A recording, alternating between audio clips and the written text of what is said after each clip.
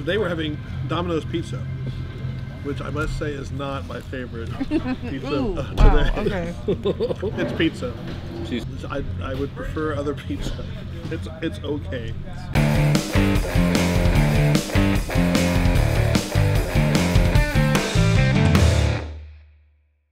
There was an update coming out that came out yesterday, Tuesday, and it didn't have much in it, which is great. I haven't dug around, but have there been any more like significant like robot completions that we see robots driving around and doing things on the field? It is week 4. We're starting to see. It's time to see that come out. We're starting to see a couple of the floor-bar style climbers actually working. Spectrum posted a video of theirs on their blog. 1726 as well has a prototype video of it working. They're all kind of the same. It's like a motorcycle lift thing under the robot, where this stays behind. The front of the robot usually comes up a little bit first based on the Lynch's design, then comes up and they just kind of pull it up just enough to not touch level 1. It's kind of cool. Spectrum did something really interesting with the way they prototyped it, is they intentionally built parts of it poorly. Like loosely mounted things or mounted things on non-ideal materials to try to get it to break. They wanted to know where the failure points were in the system. So they were like breaking sprockets and breaking some mounts when they were testing it. It's actually a really neat way to validate their mechanisms. There's a really nifty video from Flying Platypi of them going up, grabbing hatches from the thing and then scoring them. And one of the neat things about it is to grab the hatches, it looked like it was totally passive. Like a latch. Maybe. Yeah. But they had to fire a pneumatic to release them, but they then reset it. But the grabbing it was passive. So that was just kind of a really nice way to speed up cycle time. I saw the debate and the controversy regarding what is a minimum competitive robot. It's obviously something that's probably doesn't have too much complexity, or an elevator system, or probably a pneumatic system. It's something very simple that has maybe 1 or 2 motors extra past the drivetrain. I don't know. I'd argue that pneumatics are a simple solution for a lot of things that teams shouldn't be scared of. They shouldn't be scared of it.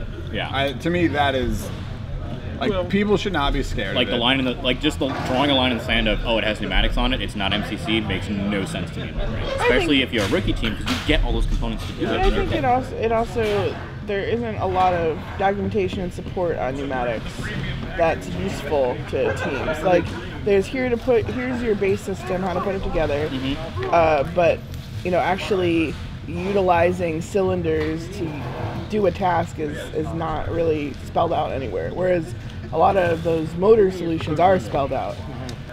We talk about first champs and a booth, and I think I don't want to divulge new products yet, but we are talking about having some new products at the first champs booth. I know there's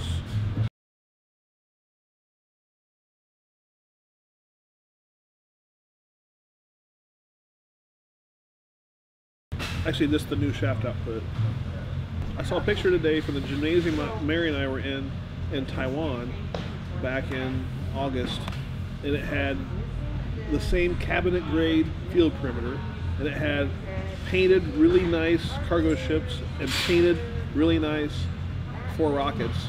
And they said they're hosting scrimmages. They're going to host a scrimmage, and they're already hosting like FTC and FLL stuff too. So kudos to you folks in Taiwan who are really getting into FRC and kicking some butt. So that's a lot of work to get that done. So good job. But now I'm going to a summit of young entrepreneurs here in town. So cool. I'm kind of excited. Nathan does need crust. Hey man, there's certain kinds of pizza where the crust is just nah. I'll see you guys on Friday. We'll go out to lunch somewhere wonderful, and stay warm, be safe.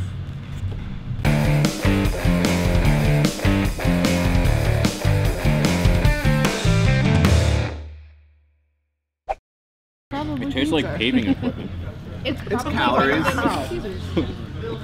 So I have 2 questions on that. I don't know. Mainly the first is, how do you know what paving equipment tastes like? It's an assumption.